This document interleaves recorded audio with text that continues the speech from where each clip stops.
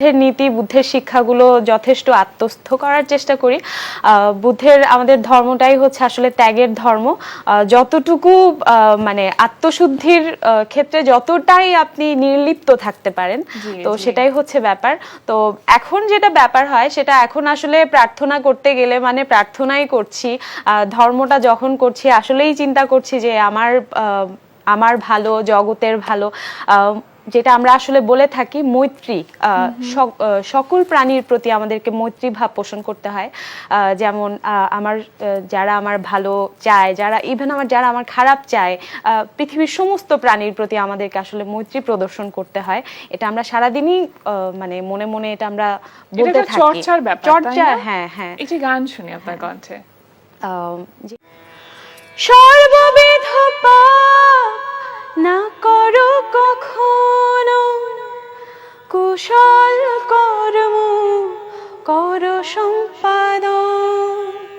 সর্ববিধ পাপ না করো কখনো, কুশল কর্ম করো সম্পাদন। চিত্ত নিজে করো শোধন, চিত্ত নিজে করো শোধন। ইহাই বুদ্ধের অনুশাসন।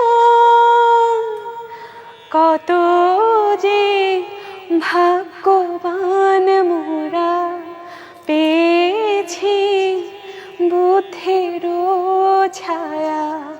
কত যে ভাগ্যবান মোরা পেয়েছি ত্রিরত্নের ছায়া। বুদ্ধ ধর্ম শঙ্খ কি জয় বলো ত্রিরত্নের প্রতি।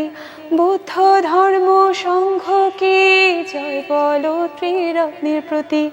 বুদ্ধ ধর্ম শঙ্খ কি জয় বলো ত্রিরত্নের প্রতি। সুন্দর।